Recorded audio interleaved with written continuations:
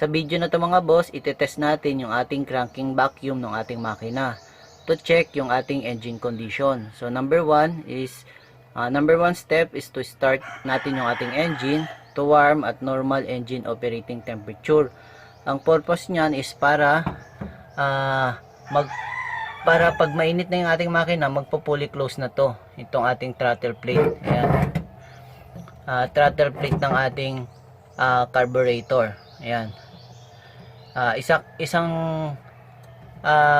purpose din kung bakit natin ginagawa ang yung cranking vacuum test ng ating makina is to check kung passing na yung ating throttle plate, no?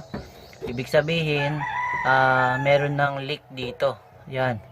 So kahit na totally close siya, meron pa ring pumapasok na air and fuel dito sa gilid. Yan.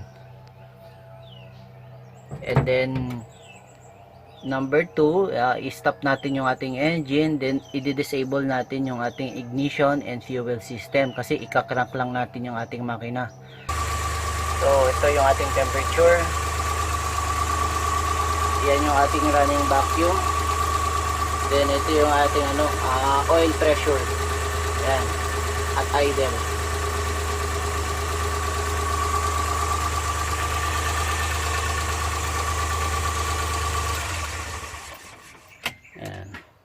Ayan, kaya natin pinapainit yung ating makina para yung ating throttle plate ay mag-fully close. Ayan.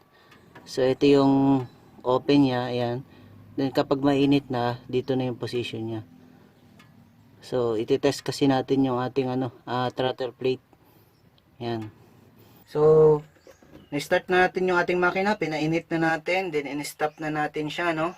And then dito na tayo sa number 3, yung idle speed screw. So itataas natin para mag-close yung ating throttle plate. So lang natin to, itataas lang natin to para mag-fully close yung ating throttle plate. Ayan. So yung ginagawa natin is ito nga, yung tinataas na natin to, no? Ayan, para hindi siya nakalapat dito sa arm na yan. Ayan. Para fully close yung ating throttle plate. Ayan. So yun yung ginagawa natin kasi kapag nakababa to, ayan, itutulak niya to pababa, mag-open yung ating throttle plate. So ito naman mga boss, i-close natin pa clockwise para bumaba yung valve niya, no, para mag-close. So tandaan nyo lang na na yung number of turns niya para hindi kayo mahirapan sa pagbalik mamaya. Ayan. Ayan, fully close na siya. Ayan, so fully close na siya. Step number 4. Then step number 5 is yung kanyang, ito, yung solenoid valve.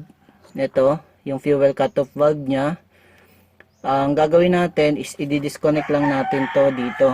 Ayan. Yung kanyang, itong positive niya, ito. Itong positive wire na to. Ayan, nakakonect lang naman yan dito. So, i-disconnect lang natin siya. Ayan. So, ulitin ko lang. Dito sa carburetor side, nakataas to. So, fully close yung ating throttle plate.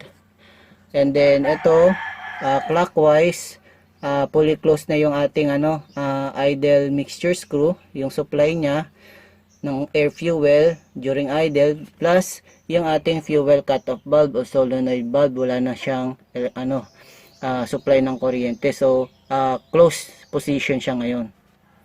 So step number 6 is i-remove natin yung ating PCB. Ito yung aking PCB. Ayan. So hindi ko na lang siya i-remove, no. Instead, i-close ko na lang to. Ayan. Ibig sabihin niyan, hindi siya nakakahigop ng hangin dito sa ating makina papunta doon sa ating intake manifold. So naka-close siya. Ayan. And then pangalawa is ito. Itong line na yan, papunta yan doon sa ating hydrovac brake booster, no. So ito yung line na to. So tatanggalin lang natin to. So ito yung papunta sa ating brake booster, ito yung galing sa ating intake manifold. So Tanggalin lang natin yan siya.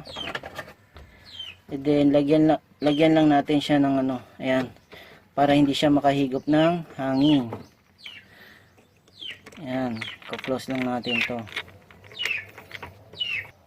Ito yung ating ignition system, no. I-disable lang natin siya.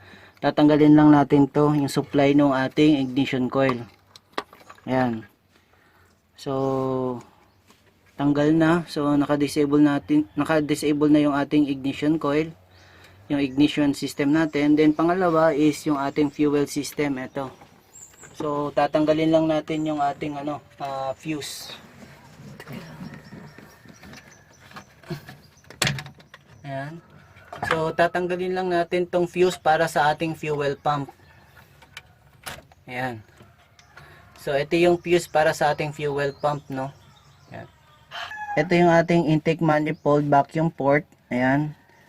So kinonect natin yan dito. Ito yung lalagyan natin ng vacuum gauge. Ito. Itong line na yan. Ito. Ayan. So ito, pumunta yan dun sa aking dashboard. Ayan. Ito. Ayan. Pumunta yan dito. Ayan.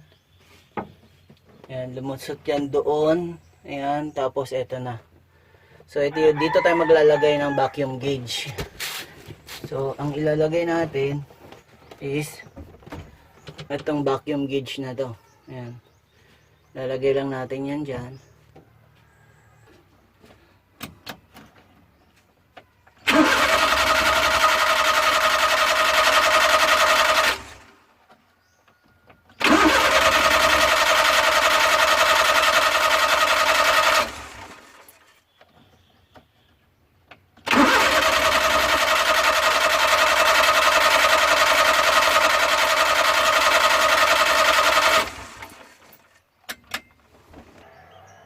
So dito mga boss, ang ina-expect natin na test results are situation A is magiging steady yung ating vacuum at 10 inches of mercury, no.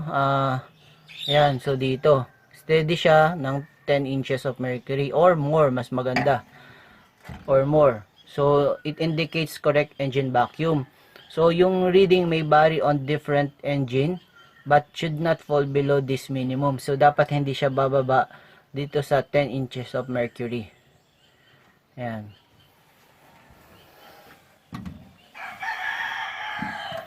Then test result scenario B ay magiging excessively low yung pero steady yung ating vacuum. So ang possible cause niyan is leaking carburetor flange gasket. So merong gasket yan dito in between doon sa ating intake manifold.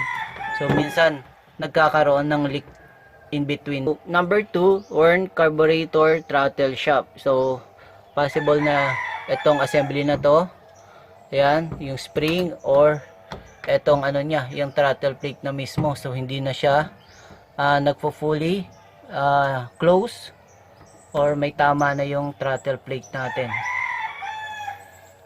Number 3, ang possible cause kapag masyadong mababa pero steady yung ating vacuum during test is leaking vacuum lines. So baka meron tayong vacuum lines na merong leak. So possible source niyan yung PCB, EGR valve, yung ating hydrovac na papunta dun sa ating brake booster. So i-check natin yon. And then number 4 is improper valve timing. Possible din kasi na masyadong mabilis ang opening ng ating intake or mabagal yung closing ng ating exhaust valve. So condition number 3, posibleng fluctuating yung ating vacuum, no. So it indicates yan na either stuck yung valve or burn out na yung valve, or number 2, yung ating intake manifold merong leak at one cylinder, or worn na yung intake valve. So possible din yan.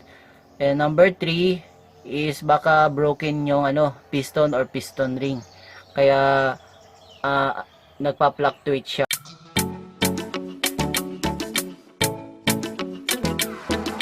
Siya nga pala mga boss, huwag niyong kalimutan mag-like at saka mag-subscribe.